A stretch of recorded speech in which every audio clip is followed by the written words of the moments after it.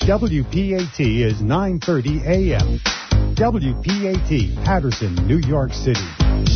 Got an old car? You can donate it, whether it's running or not, to the United Breast Cancer Foundation and save a life. They'll even come and pick it up for free. The United Breast Cancer Foundation has saved hundreds of women's lives through their free or low-cost breast screen exams. But now they need your help. The United Breast Cancer Foundation wants to save more lives through early detection by offering women free or low-cost breast screening exams. And donating your old car, SUV, or truck, whether it's running or not, helps pay for them. Plus, you get a charitable tax deduction. Help the United Breast Cancer Foundation save lives by donating your old car, SUV, or truck. Call now for free pickup. 800-245-0471. 800-245-0471. 800-245-0471. Call right now. That number again is 800-245-0471. Do you take Viagra? Are you tired of overpaying for your pills? What if you could get the exact same results for a fraction of the price? Guaranteed.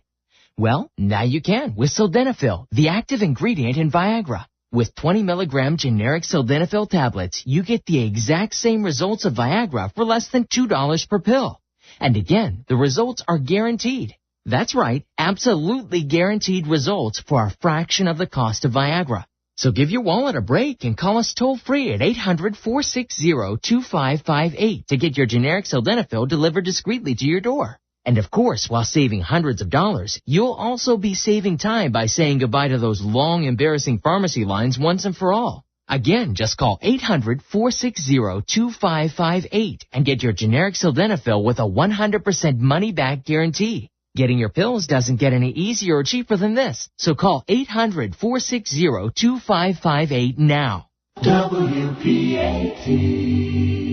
The following program is presented by its producer, host, and sponsors.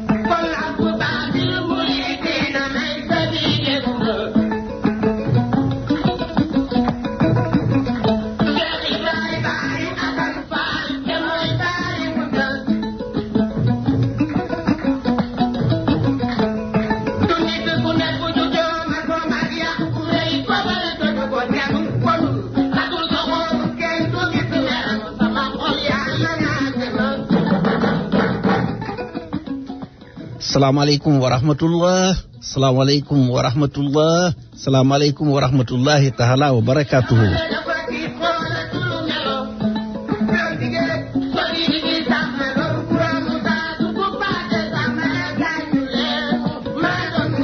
ñu dëkkati fi tey ci dibéer ji rajo Sénégal émergent ñu koy dàkkantale la voix de l'émergence fii ci studio de l'émergence fas yéene rek saafonte ak yéen saafonte bi nag lépp ci suñu réew la jëm sotti la ak def ci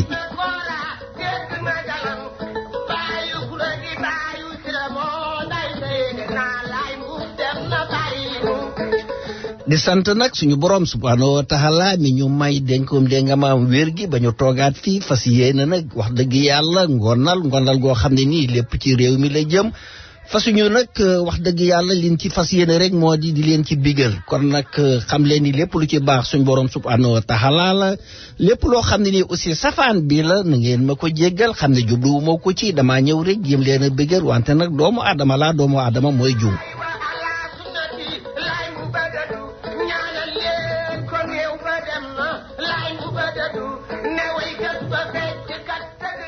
di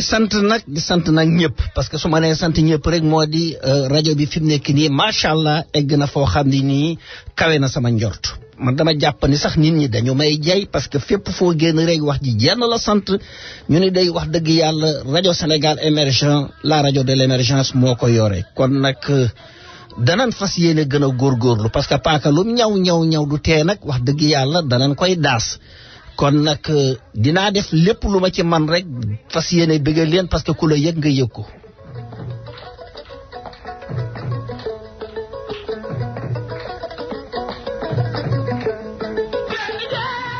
di profito nag ci at mu bees mi muy atum jullit ñi di ñaan suñ borom subhanahu wa taala ku ci nekk li nga bëgg yaa ko xam soxla yee bare na su gënee yàlla na ko suñ borom subhanahu wa taala def su fekkente ne aussi li nga bëgg gënul suñ borom moo xam li gën ci yow yàlla na la ko defal yàlla boole xool yëpp muy benn ci boppam te li nga xam ne bëgg nañ ko ci suñum Sénégal yàlla dañu ko yàlla defal ko Afrique yëpp defal ko addina bi yëpp ba pare indi jàmm ci addina bi.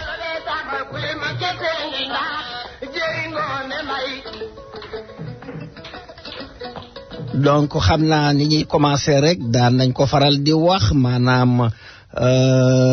alxuraanul karim bi nga xam ne suñ borom subhanahu wa taala mooy leetar bi nga xam ne moom la ñuy yónnee moom la ñuy ubbee émission bi ci boppam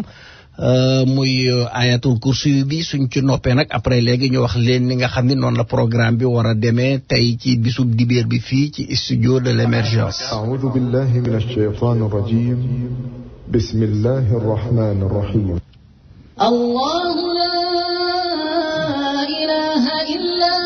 الحي القيوم لا تأخذه سنة ولا نوم له ما في السماوات وما في الأرض من ذا الذي يشفع عنده إلا بإذنه يعلم ما بين أيديهم وما خلفهم ولا يحيطون بشيء من علمه إلا بما شاء وسع كرسيه السماوات والأرض ولا يؤوده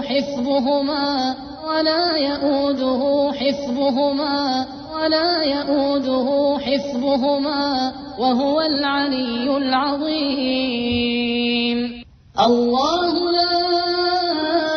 إله إلا هو الحي القيوم لا تأخذه سنة ولا نوم له ما في السماوات وما في الأرض من ذا الذي يشفع عنده إلا بإذنه يعلم ما بين أيديهم وما خلفهم ولا يحيطون بشيء من علمه إلا بما شاء وسع كرسيه السماوات والأرض ولا يؤوده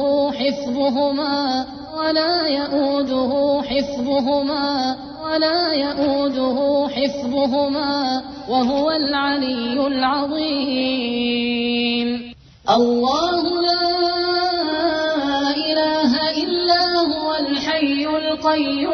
القيوم لا تأخذه سنة ولا نوم له ما في السماوات وما في الأرض من ذا الذي يشفع عنده إلا بإذنه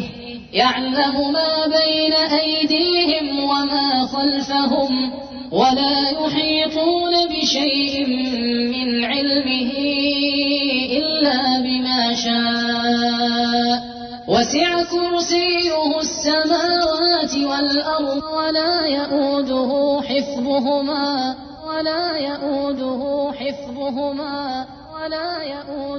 حفظهما وهو العلي العظيم. Sadaqallahu l'azim. Fidèles auditeurs de Radio Sénégal Émergent, bonsoir. Vous êtes bien à l'écoute de la voix de l'émergence et vous avez parfaitement raison d'y connecter. Je suis votre fidèle serviteur, Amadou Amar.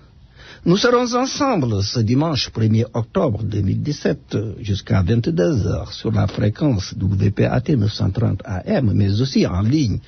sur www.WPAT930am.com et au téléphone, si vous avez envie de nous écouter, 641 552 87 62. Et ma principale mission à travers ce temps d'antenne, ô combien important, ô combien précieux, c'est de vous offrir des services de qualité avec des critères d'exemplarité pour un meilleur confort d'écoute qui vous revient de plein droit.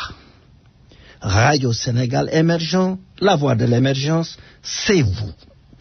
Elle est si proche, juste à côté. Elle vient en complément, en apport synergique pour faire l'écho des événements majeurs. Radio Sénégal Émergent, la voix de l'émergence, s'engage de façon formelle et certaine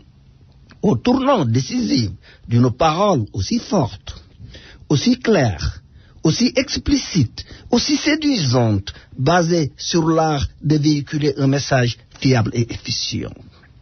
Radio Sénégal Émergent, la voix de l'émergence, vient innover, engageant un processus de recomposition, de reconstruction et diffuser à travers les ondes le concept d'un objectif commun au profit d'un beau pays, agissant à sa pleine puissance et qui aura pour nom un Sénégal émergent. Radio Sénégal Émergent, la voix de l'émergence, c'est vous. Sa popularité, c'est la compétence, la rigueur, la discipline, en clair, la différence émanant de son producteur Amadou Amar. Donc voilà mbokki auditeurs yi li moom mooy maanaam mooy tërjumaanu rajo bi ci boppam ñu bàyyi leen ci.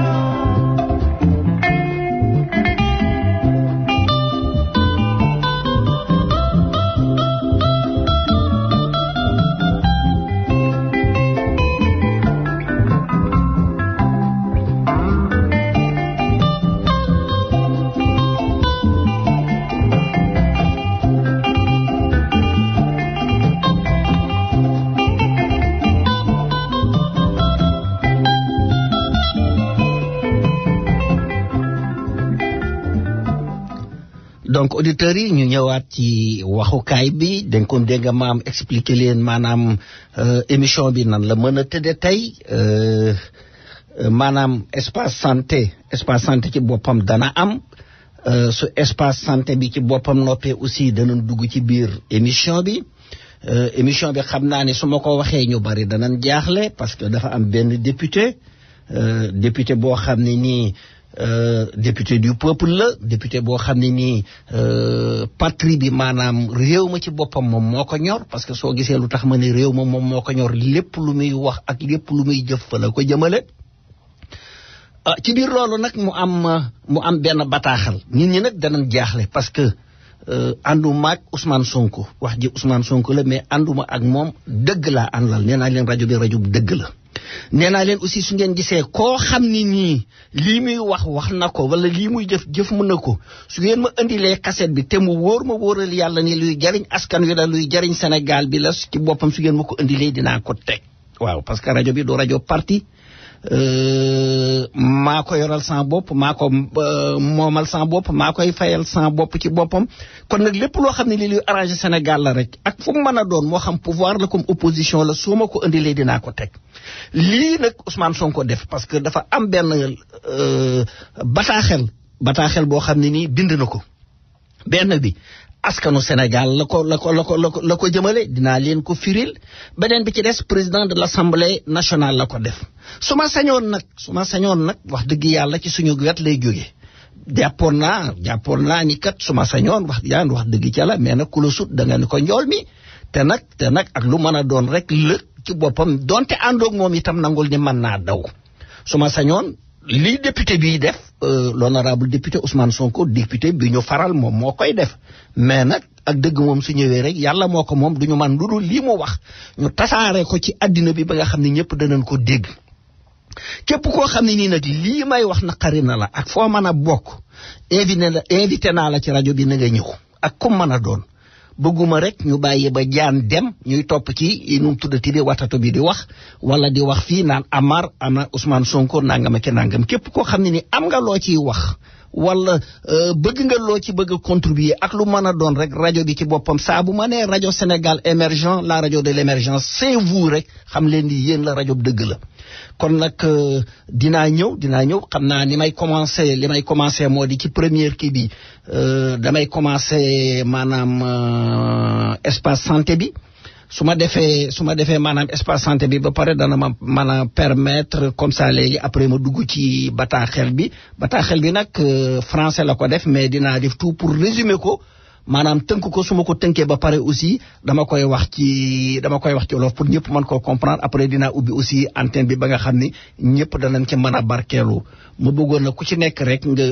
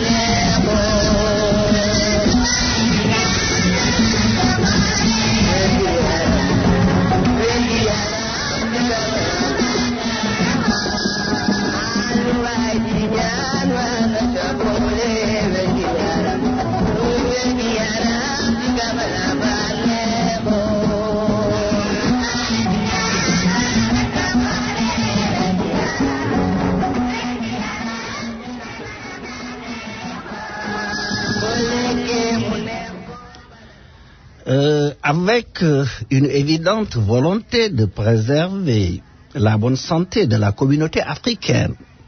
African Services Community rappelle une certitude en vérité absolue. L'hépatite virale est notre ennemi redoutable à prendre au sérieux pour un combat en tout lieu et tout temps, au regard de la gravité de son évolution qui met en péril le pronostic vital de la personne contaminée. En fait, l'hépatite B est une maladie grave, très répandue, extrêmement contagieuse, et cette contagion peut se faire directement de la mère à l'enfant. Aussi, l'hépatite B est une maladie sournoise. Ça veut dire quoi? Plus de 70% des personnes atteintes ne s'en rendent pas compte. Donc, elles ne présentent aucun signe clinique qui atteste l'existence de la maladie dans son organisme. Devant cette situation si grave, African Services Committee interpelle la communauté africaine pour une prise de conscience qui se résume au test de dépistage de la maladie. Au cas où le résultat est négatif, la personne n'est pas atteinte, alors elle prend le vaccin qui la protège d'une contamination ultérieure. Au cas où le résultat est positif,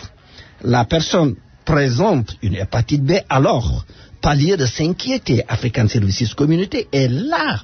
pour porter assistance aux personnes, aux malades atteints d'hépatite B et les orienter auprès des hôpitaux spécialisés à cet effet, Monsanaï ou Bellevue, pour un traitement approprié. Tout est confidentiel et gratuit. Les bureaux d'African Services Committee, situés à Ouest 449 à la 127e Street entre Convent et Amsterdam, sont ouverts du lundi au vendredi de 9h à 5h du soir. Et bien, le téléphone 212 222 38 82, African Services Committee, la communauté africaine reconnaissante. Donc mbokk auditeurs yi ma ñëwaat su ngeen gisee ma def ko nii ci français parce que African Services Committee maanaam ñeneen yaa ngi koy déglu Guinéen yaa ngi koy déglu Malien yaa ngi koy déglu donc Ivoirien yaa ngi fay aussi donc rafet na ñu wax leen ko tënkal leen ko ñoom ci nasaraan parce que dégguñu ay wolof. Kon nag sponsor bi ci boppam ñoom la fi ñuy wax rek mooy affaire hépatite ci boppam. Donc hépatite dinaa leen ko wax su ñëwaatee ci publicité yi aussi dinaa leen wax njariñu African Services Committee nga xam ni vraiment suñu frère suñu mbokk ci boppam Daouda Ndiaye ma nga fa di def liggéey bu rafet. Hépatite day waxoon nañ ko moom dañu war a waxtaane tey bala ñoo dugg hépatite nañu wax lan mooy foie moom mooy ab res maanaam ab glande la maanaam ab cër la boo xam ne nii mi ngi nekk ci suñu yaram. ëpp nag ci cër yi ci biir yaram wi moo ci gën a diis dana dem ba 1 kilo jëm 1 kilo 500 fan la nekk mi ngi ci suufu faar gi ci wetu ndeyjoor gi ci boppam foofu la làqatu. Lan mooy liggéeyam nañu jàpp ni ab usine nag kon usine foo ko déggee rek xamal ne luy defar la kon jàpp leen ni foie day defar. Ginnaaw loolu aussi am na lépp loo xam ne nii lu ëpp ci yaram wi la dana ko jël mu denc ko donc am na aussi rôle storage dana am loo xam ne nii da koy dencal yaram wi moo gore de saa bu yaram wi soxlaa rek dana ko delloo. Yéen a ngi fàttaliku bi ñuy wax affaire cholestérol bi nee naa leen cholestérol bu baax ak bu bon amul benn bi ci boppam ci la koy transporter la ci li koy yóbbu la parce que benn bi day mel ni gaabil ci trop tour lépp ci yoon wi suñ ko foree ba pare joxaat ko foie bi daal di koy jëlaat daal di koy recycler waat dencaat ko après su ko yaram bi soxlaa mu joxewaat ko ci boppam. Donc am na beneen lu muy liggéey aussi foie maanaam suukar si su ëppee ci yaram wi dina ko jël dencal ko yaram wi foo xamee ne yaram wi soxlawaat na suukar dana ko delloowaat. Lan dana aussi jouer ci coagulation mooy lan maanaam soo demee ba dagg mu wóor ni kat yow dagg nga yaa ngi nàcc am na loo xam ne nii dana ci participer pour dénkoom dégg nga maam deret ji mën a taxaw moom la docteur yi di wax taux de prothrombine moom la ñu koy natte. Donc suñu ñëwee tey ci hépatite yu bari la nag parce que soo déggee ñu ne hépatite B xam leen ni B bi aw sant la kon A am na B am na C am na D am na am na lu tax ñu taamu ci bee bi ci boppam dafa gën a jama ci boppam jama gën cee soxal lool ba pare ëpp lu muy def laatikaaf ci doomu aadama bi. Donc nan la mbir mi demee ñaari façon hépatite mooy am soit hépatite virale nga xam ne virus moo koy joxe wala hépatite non virale boo xam ne nii maanaam lu mel ni aw ñoll su ma nee ñoll gone yi xamuñu ko lu mel ni sàngara dana ko joxe maanaam wala nga jël garab goo xam ne nii élimination bi ci foie bi la te na nga ko war a jël yi lay ko noonu mu am une intoxication hépatique wala nga jël un produit toxique boo xam ne nii foie bi mënu ko éliminer kooku aussi mën na créer hépatite donc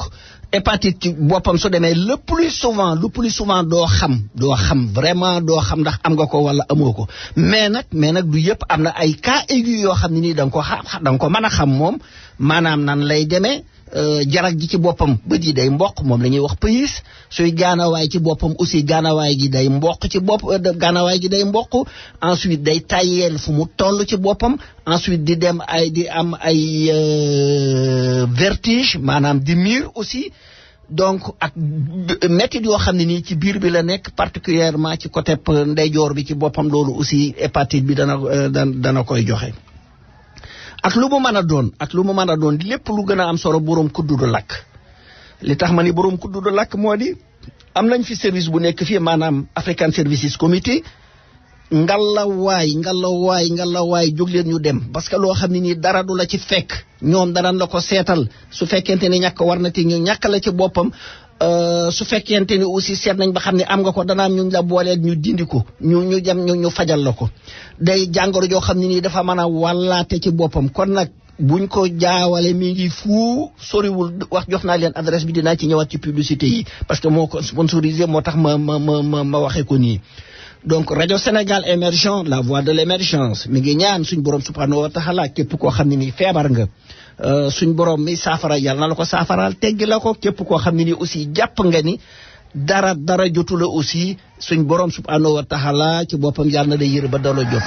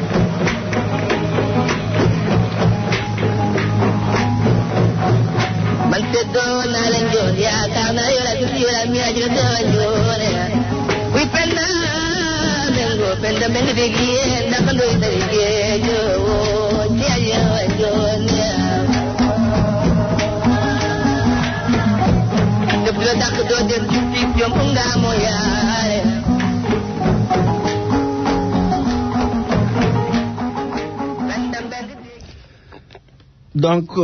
je vais commencer par l'éditorial. Et je défie tout militant qui veut me contredire. Et je prends toute la responsabilité de cette émission. En politique, la conviction et l'engagement ne sont pas des mots vides de sens. Si le président de la République, son Excellence, M. Macky Sall, veut gérer en toute conscience les affaires de notre pays auquel il détient la plus haute responsabilité depuis le 2 avril 2012, date de son intronisation à la plus haute fonction administrative du Sénégal. En clair, cette vieille habitude ancrée dans la vie politique est une désinvolture qui confine à la corruption, allant dans le sens d'un goodwill en faveur d'une clientèle politique. Hélas, il s'agit de pratiques corruptives, hallucinantes, ne laissant pas la démocratie s'exprimer librement d'autant qu'elle se sent tensée et molestée pour des raisons crypto-personnelles. Et pour cause. La formation au pouvoir a beau engloutir des transhumants, c'est un parti où l'eau coule de tous bords, qui cherche à tâtons un communicant qui incarne ou qui incarnera la parole, l'action et la pensée présidentielle. C'est un parti rodé aux querelles, aux invectives et qui ne sait plus où placer le curseur dans la perspective de la présidentielle 2019. En tout état de cause, le président Ousmane Sonko, l'étoile montante de la politique, définit déjà l'avenir de son parti PASTEF, où il a vocation à repenser la manière de faire la politique au Sénégal. Et pour cause, sa politique humanitaire, multidimensionnelle, à laquelle les Sénégalais adhèrent profondément, a construit sa popularité sur le territoire national et la diaspora. Ce faisant, la stratégie adoptée par le président Ousmane Sonko mettra fin à un cycle qui est le cynisme et l'absence de conviction dans l'arène politique. En route pour la présidentielle 2019, le président Ousmane Sonko est l'alternative crédible. Il est à la hauteur des charges républicaines, ce qui le place dans une logique confortable de conquête du pouvoir à la présidentielle 2019. Tant mieux pour un meilleur devenir de notre pays. Donc voilà auditeurs yi ki moom mooy kii nuñ koy waxeeti tur tërjumaanu bi ma def éditorial bi ci boppam dina lii nag samay waxi bopp la bokkut ak li nga xam ne war naa leen koo waxal nga xam ne moom le président Ousmane Sonko wax tey donc man lii sama éditorialu bopp la maa koy def.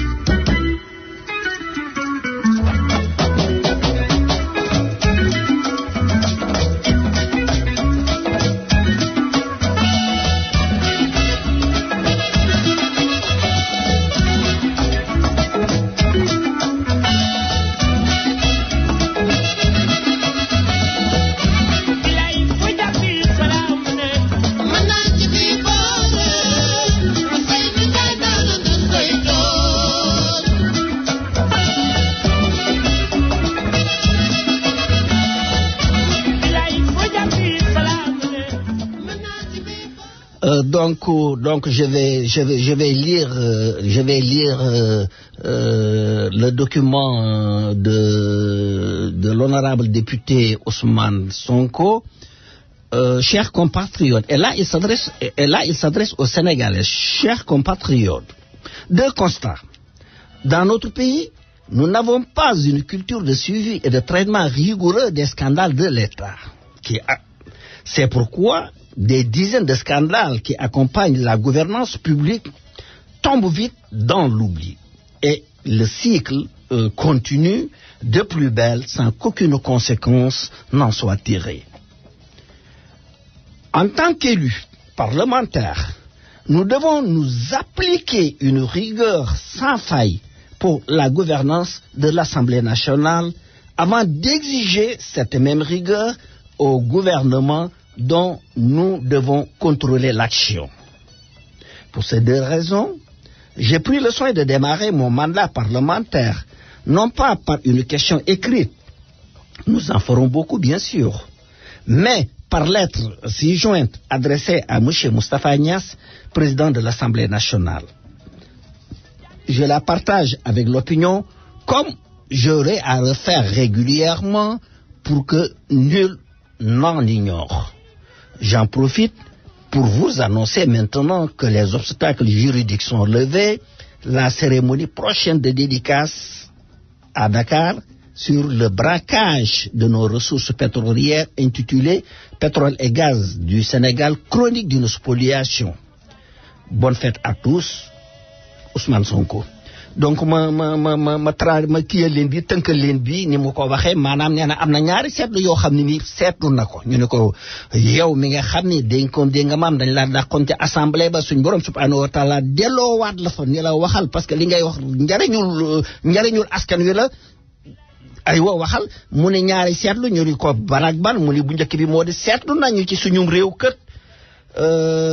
li nekk ci biir moo di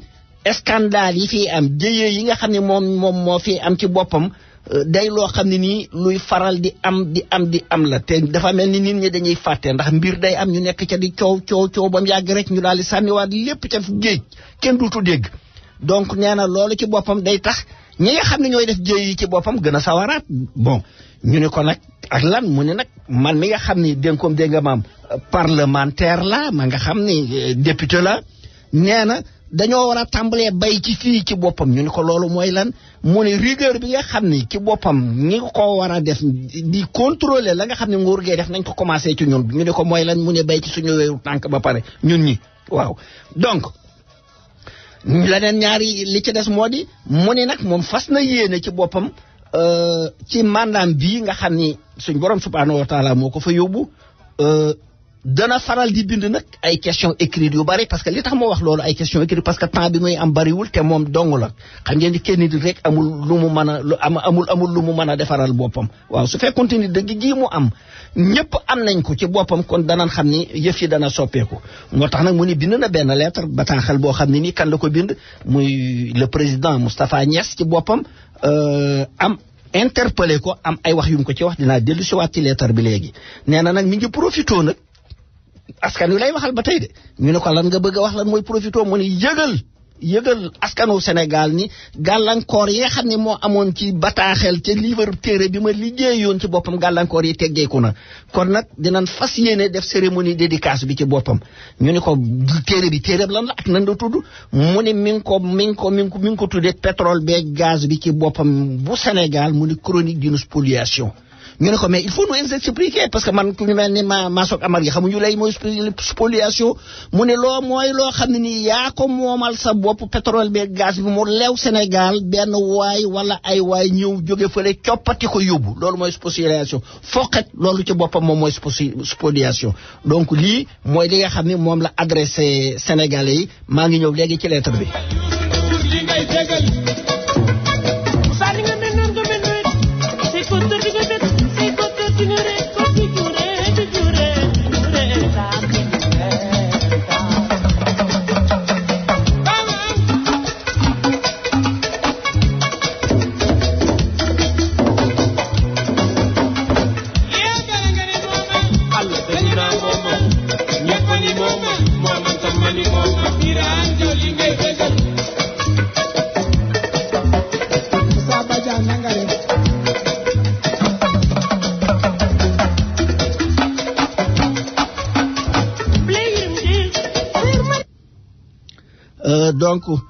donc ma ñëwaat ci kii bi ma ñëwaat ci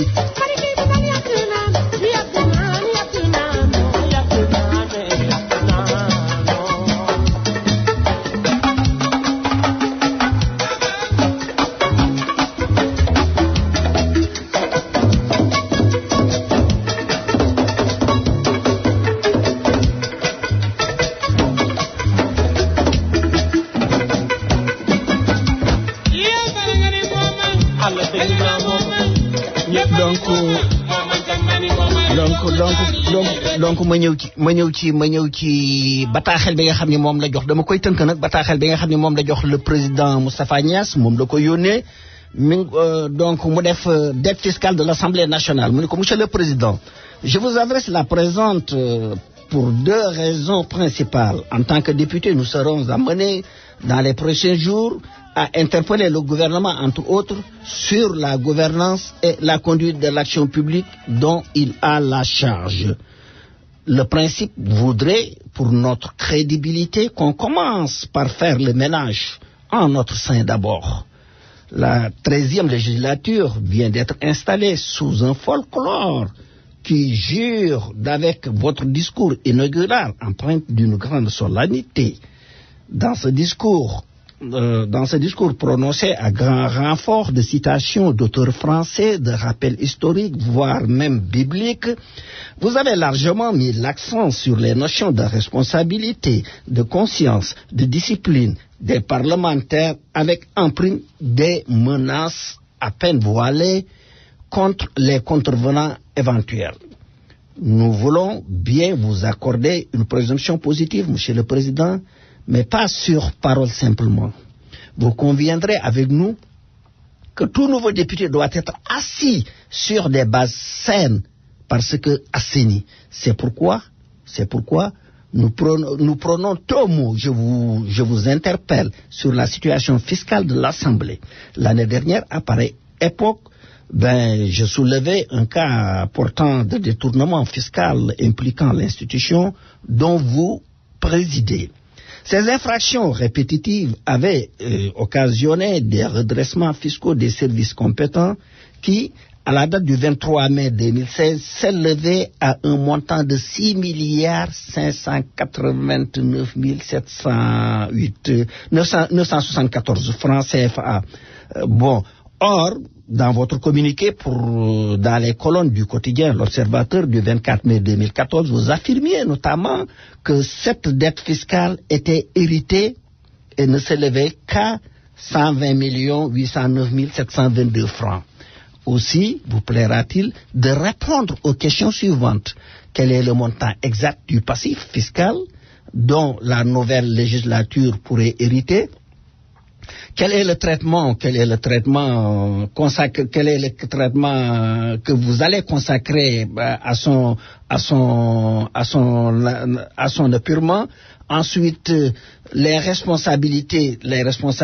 de ces manquements seront-elles situées? Le cas échéant, quelles sanctions avez-vous diligentées? Quelles précautions avez-vous prises pour que cet épisode ne se répète plus? Donc, il a mis entre guillemets impôt des députés ne se répète plus sous cette 13e législature, me réservant le droit de saisir le gouvernement d'une question écrite pour ma propre gouverne et pour éclairer la lanterne de mes mandats les citoyens sénégalais sur la question qui intéresse au plus haut. Donc, au plus haut, les passions qu'elles avaient déchaînées. Je vous souhaite bonne réception de la présente et vous prie, Monsieur le Président, d'agréer l'expression de mon respect. Signé Ousmane Sonko, député, 13e législative 2017-2022. Donc, rapidement, ma tënk ko comme ni mu ko waxee, président Moustapha Niass la ko wax. Donc, xamal na ko ni ko maanaam en tant que député, am na droit ñu interpeller la maanaam ñu laaj la ci ñi nga xam ne noonu la nguur gi doxale waaw ci noonu la nguur gi jëfee ci boppam parce que ñoom député yi ñoo ñi nga xam ne ñoom ñoo koy contrôler waaw ne serait-ce que pour ñoom nag nee na pour ñu sàmm maanaam seen crédibilité ñoom député yi dañoo war a commencer bay ci seen weewu tànk ba pare xamal ne ko kat 13e législature bi nga xam ne installé nañ ko keroog bi ngeen koy installé day daanaka dafa mel ni mbir mi tànn béer la woon waaw ñii di fecc fii ñii di yuuxu fii ñii naan bii tànk du laal bii ndax xaw ma lan da koy gaañ tell moom nag dénkoom dégg nga maam nee na def na fa discours boo xam ne nii lu ci bari nag mi ngi ko tibbee ci nasaraan yi def ay citation leneen li aussi mi ngi ko tibbee ci ay affaire u cosaan am na loo xam ne ni aussi mi ngi ko tibbee ci ay waxi bible bi ci boppam donc nee na ko nag wax nga responsabilité ci boppam wax nga aussi conscience wax nga aussi discipline parlementaire yi ba pare nag ci suuf nee nga am na ñooy rëbb ci boppam ñoo xam ne nii su fekkente ni doxaluñu mbir mi ni muy doxee nee na nag bëggoon naa xam dégg nga maam affaire situation fiscale bi ñun noonu wax affaire l'impôt yi ci boppam parce que nee na daaw kat ci waxtu yi ñu toll waxoon na ko fi nag mbir mi mel ne ay di buuru sarax am teel am fii te mbirum l'impôt yi booba la doon wax mbir mi nag moo di nee na biñ ko xaymaa dem na ci lu toll 6 589 708 donc nee na alal ma kii ko ci wolof na maanaam 6 milliards jëm ci 589 708 974 ça bon nee na nag loolu ci boppam su sañoon dana leer parce que yow nee na ba nga duggee ci Moustapha Niass président Moustapha Niass ba mu demee ci observateur ci boppam le 24 mai 2014 mi ngi fa déclaré woon 120 millions ak lu topp te jiiñu ko nee na lu am dono la loo xam ne nii lu ñu fi fekk la kon day mel ni législature ya passé woon ñoom ñoo ko def nee na nag li gën a am solo président Ousmane Sonko koy wax de li ma bëgg a xam ci boppam nee na dinaa la laaj ay laaj wax ñu directement pour askan wi man koo xam alal jooju waxal xamal ñu nan la toll leeralal ñu nañ la toll ban ma ñu koo xam ñaareel ba yan pexe nga nar ci boppam su fekkente ni pour ñu fay ko pour ñu génn ko fay ko ak responsabilité yi nga xam ni aussi ñi nga xam ni ñoo ëyibal yan daan nga fas yéene sumb ci ñoom ensuite nan nga mën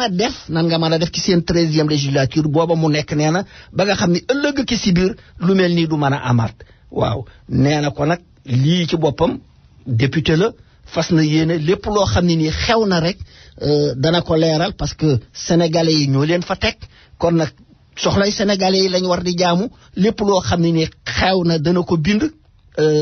maanaam dana ko bind question écrite te su noppee aussi dana fexe ba nu mu tuddati ba sénégalais yi yëg ko waaw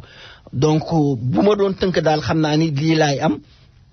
léegi su ngeen ma mayee très rapidement ma dugg ci publicité yi après xam naa ni ma ubbi antenne bi pour ñi nga xam ni bëgg nañoo barkeelu ku ci am looy yokk wala loo ci bëgg a wax ak lu mu mën a doon rajo Sénégal émergent la voix de l'émergence mi ngi xaar fi may commencer rek moo di African Services bi ci boppam wax naa leen ko ni leen nag wax dëgg yàlla borom kuddu du lakk moo di am nañ fa ñoo xam ne nii danañ ñu mën a teete wax dëgg yàlla hépatite bi comme ni ñu ko waxee maladie bu garaaw la boo xam ne nii suñu ko fajul dana indi musiba pour éviter loolu nag am nañ suñu mbokk mu fa nekk soo demee ci boppam danañu mën a jàppale kat parce que suñu jàppale su fekkente ne yàlla def na dem nga ñu testé la su jàngoro ji feeñee danañ la faj su fekkente ni aussi jàngoro ji feeñul danañ la ñàkk waaw su fekkente ne nag wax dëgg yàlla xorom mooy wecceeku barca lu mel nii moom ku ko am rek bul ko négliger daal di dem ñu ngi fii rek soriwuñu seen numéro building 449 la ci xàllu 127e bi ci diggante mbeddum Convent ak Amsterdam yëpp foofa demee alterné ba ajjuma kat di ko commencé 9h ci suba ba 5h ci ngoon ba tàkkusaan soo demee ci boppam loo fa soxla dana la ko defal te doo ca fay doo ca fay dara numéro téléphone bi 212 222 38 82 ma ñëw ci xàllu 116 wi ci boppam Pikine African restaurant wax dëgg yàlla muy restaurant boo xam ne nii aussi benn seet na ñaareel ba service client bi ci boppam ñoo ko fi gënle man daal dugg naa ca biir maa ngi fekk ñu tegale façon ñam bu nekk rek ma nga ñu teg fa mu dugg ni leen waaye yéen nan ngeen sant lee ñam ñu ne saf bay sàppaaral ma ni leen mais c'est pas possible saf bay sàppaaral c'est pas sant ñu ne ma kay tonton parce que dañoo defar ba ñu neex loolu xamal ne ci toggin wi la frigidaire baa nga fees dell ci juus kat ma ne leen c'est bien fait parce que comme dañ leen fee pine seen coow yi tell ñu ne non tonton bul yàkkamti dañoo defar ba ñu sedd guy ñu bëgg nag di leen fi xaar fii ma ni leen nag kon léegi jox leen ñu seen i numéro seen téléphone number ñu ni soxlawuñu ko benn kii la ñu am benn téléphone la ñu am benn ligne la ñu am muy 646 922 70 15 su fekkente ni sawar nga ñëwal 243 la ci xelu 116 salu 116 mi nga dend ak soppe Cheikhul Khadim ma jógee ci fa nag dénkom dégg nga maam après loolu African PC nga xam ne ma doo yéene foofa nga xam ne lépp loo xam ne nii dénkom dégg nga maam électronique la foofa la baaxee téléphone yu baax yaa nga fa te dara cherul waaw computer yu baax yaa nga fa te kat di gën a am solo moo di computer yi nga xam ne Mandoy moom moo ko yore moom moo yore kii bi moo yore nu mu tuddati bi liggéey bi soo fa demee su fekkente ne sa computer dafa am problème soo demee dana la ko saafaraal fi saase ci lu gën a gaaw soo soxlaa itam computer bu bees soo ñëwee mu jox la loo am jox ko ba muy mat mu jox la sa yëf li gën a am solo te mu jaaxal ma moo di nuy tëdd fii ci Amérique gii di jàkkaarloog sa waa kër Sénégal loolu jaaxal na ma lool na sama bopp bi lii may wax nag ku ci am looy sikki sàkk demal nga xool parce que fii ngay toog dana la defal système bi yaa nga gis ka taxaw ci sa buntu kër naan kong kocc di fëgg yow daal am na butoñ booy bés bu la mën woy di defaral buntu ba ni kàcc daal di ubbeeku loolu nag ku bëgg a weddi demal tungu ne du teew ñuy natt ci ëkk soo demee ci xàllu 116 wi ci boppam 247 mag ak soppe Cheikhul Khadim ñoo dend ci xàllu 116 wi wala soo taayee day jëlal téléphone bi nga woo ko nga xool 718 807 92 39 wala 917 334 60 99 ka dend ak moom Adja Khadifu distributeur muy sama store nag moom soo duggee wax dëgg yàlla grosserie la boo xam ne ni dara manqué wu fa mburu maa nga tàng jëral defal ci enveloppe yi bul ko yóbbu poste office sa kër la jëm demal ca ndawal nga fasanteel ak ñoom kóllëre façon ndawal boo bëgg rek ma nga fa xar mu jaasir ngeen di laajte su ngeen ko bëggul ngeen jox ma ko ma jënd ko man parce que mënumaa def publicité bi dama ko yóbbu nag 111 ci boppam ñu defal ma la ca war di ñaanal nag sama rakk jane foofa ak soxnaam ak xale yi yëpp yàlla may leen fan wu gudd ak wér gu yaram te barteel njaboot gi ci boppam donc mi ngi nekk ci xàllu 116 bi 251 la ci 116e street bi lépp loo soxla rek ay moutarde ak lépp luy dem ci cin ma nga foofu téléphone bi 212 933 03 74 wala 646 645 75 05 moutarde yeeg lépp luy dem ci cin soo demee wax dëgg yàlla danañ la ko defal te dañoo am ay produits yoo xam ne nii France lay jógee de xam ngeen ni France moom ils sont en avance ci matière culinaire donc lépp luy dem ci cin rek soo demee foofa dana ko def bu leen fàtte nag menuisier métallique bi nga xam ne mi ngi liggéey bu am solo lool muy Abdou Fati li ngeen demee ci ñeneen ñi di leen ko jox seenu mbokk gi fi te mi ngi liggéey bu rafet lépp lu jëm ci buntu lépp lu jëm ci weñ lépp lu jëm ci lokel lépp lu jëm ci ay montage yu am seen kër ngalla waay woo leen ko mu defal leen li ci war mi ngi fii 917 478 91 75 su ngeen ko jotul man nii su ngeen ma wooyee 646 578 0678 ci boppam bu ngeen ma wooyee bu soobee yàlla lu ngeen ma ko jox man dinaa ko jox waaw ragal na yàlla wax dëgg yàlla te liggéeyam da ci seet yàlla te moo gën a yombale ñeneen ñi ñu ni deete waay nag ginnaaw bu loolu nag maa ngi ci xàllu 116 jusqu'à présent dénkoom dégg nga maam bu leen fàtte Sëriñ Moxtar Mbàkke ndax yére yu rafet yi nga xam ne ay xew bu xew moom dénkoom dégg nga maam soo ñëwee dana la ci defal xéewal de ay turki njaaree ma nga faak façon ñëw bu nekk daal mi ngi mu yore te kat moom ay mbiram ci boppam jafewul soo ñëwee moom wax dëgg yàlla soo waxanteeg moom loo yor moom dina la mën a jox xew yaa ngi fi ngénte yaa ngi fi gàmmo yaa ngi fi magal yaa ngi fi ak ñi bëgg a tukki yëpp quoi ma ni caw nag ci kumba restaurant coow dañuy tell ma naan waaw lii moom lan la mbaa dénkoom dégg nga maam jàmm la ma daal dugg naa ci biir teel li tax nag ma xam ne jàmm la ña ngay xaqtaay bay tàppante seen gémmi yaa ngi neen batt di tàppante bay yëkkati tànk man su ma fi duggee ceebu jën bee tax ma dugg fi ñii ni ceebu yàpp bee tax ma dugg fi waaye suñu téere loolu la wax ñii ne xanaa gisoo maafe bee tax ma dugg fi suñu téere loolu la wax ñii ne waaye yéen xanaa gisoo supp kànje bi suñu te kat di ñuy wax lépp macha allah Adja Soxna Awa Gumbale ma ngay defar ma ngay fomp wax dëgg yàlla di toppatoo client yi li ma jaaxal nag te jusqu'à présent xamaguma ko képp ku dugg kër kumba gii lekk ba suur ba ci man mii kat ci sa bopp laay tàmbalee sooy génn di tàqamtiku seet leen ngeen xool numéro téléphone bi 212 866 39 00 bu leen fàtte nag soxla yi bare na waaye bariwul ci suñu borom ab sëriñ a ngi fi de ñu koy wax sëriñ Cheikh Tidiane Niass ci boppam képp koo xam ne nii am nga soxla demal nga seeti ko su àndee ak dogalu bi yàlla bi ci boppam parce que yàlla mooy joxe mooy xañe su àndee ak dogal bi day wax dëgg yàlla li nga ci bëgg da nga ko am suñ borom dana la defal li nga bëgg suñ borom may joxe suñ borom may maye ñun dañuy sabablu moom nag mi ngi ay tur yoo xam ne nii mi ngi ñaan suñ borom subhanahu wa taala kon dem leen seeti ko numéro téléphone am 917 545 64 68 917 545 64 68 bu leen fàtte nag sama partenaire principal nga xam ne kat mooy rajo citoyen modèle Pikine Diaspora rajo kooku mënuma koo romb mënuma koo fàtte ci boppam monsieur Sène nag nekk fa di liggéey bu rafet nga xam ne Sénégal dong nga ko ñor féetewul ak opposition féetewul ak parti au pouvoir lépp loo xam ne ni gis na ko te muy rafetal Sénégal dana ko teg ca rajo ba wax naa leen ko ba tàyyi ngir yàlla ngalla waay seeti leen rajo boobu dibéer ju nekk am na ay sujet yu am importance ay boroomi xam-xam nag la fay invité ñu fay wax ju am solo joo xam ne nii ñëpp lay jëriñ dibéer ju nekk li ko tàmbalee 9h astaghfirullah al azim li ko tàmbalee midi ci boppam ba ay 3h jëm ba 4h sax parce que léeg-léeg dañ koy njàmbaas parce que mbir mi day neex lool su ngeen demee day képp ku fa dem da nga am li nga bëgg te li gën a am solo moo di daanaka addina bi yëpp dañ koy déglu man am na ay ñoo xam ne nii rajo booboo tax ma xam leen te musuma leen a gis ñii ñi nga France ñii ñi nga Argentine ñii ñi nga Sénégal musuma leen a gis ñii ñi ngi Italie ñii ñi ngi Espagne donc seet leen rajo bi ci boppam su ngeen demee day wax dëgg yàlla am naa rafet njorte ni lépp loo xam ne nii soxla ngeen ko ci Sénégal su fekkente ne Sénégal ñor na leen su ngeen demee di ngeen ko am. kon nag rajo Sénégal émergent la voix de l'émergence xam naa ni ma dikkaat ci nu mu tuddati bi dans le vif du sujet li may def rek moom moo di xam naa ni jéem a nuñ koy waxeeti jéem a récupérer tuuti.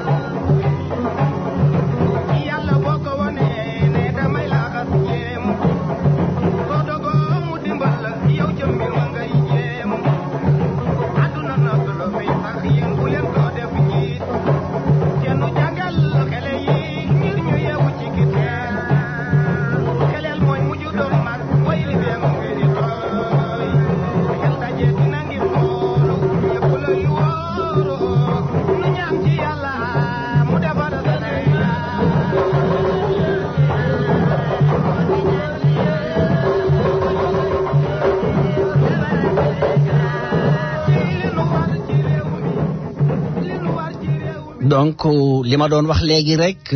yamalewuma ko ci Ousmane Sonko su fekkente ni doon na gën a rafet ci man sax suñu député Benno Bokk Yaakaar bi nga xam ne moom la ñu tànn ci boppam fii ci États-Unis Océanie ci boppam Canada doon na gën a rafet mu defoon lu mel nii wax dëgg yàlla kon ci lay gën a sawar mais nag su fekkente ni aussi gisuma keneen ku ko def te ma gis kii lii muy def njariñul Sénégal la l'impôt yi nga xam ne mi ngay jëm dégg nga maam daggoon nañ ko ba pare te versé wuñ ko dana ñu leeral fan lañ ko jógee wax dëgg yàlla taxul nag ma ànd ak moom ak dëgg laa àndal ak dëgg ci boppam laa àndal kon nag képp lépp xam ne nii luy defar Sénégal la te mu tig dëgg maa nga ca biir donc et je défie lii ma wax nii képp koo xam ne nii am nga loo ci sikki sàkka wala am nga loo ciy wax bu ñu bàyyi ba jaan dem ñuy topp ci watiif bi di dóor rajo baa ngi fii xam leen ni seenu rajo la tëjaluma ko kenn ku ci am loo ciy wax wala la neen maa ngi lay défier rajo baa ngi nii comme ça su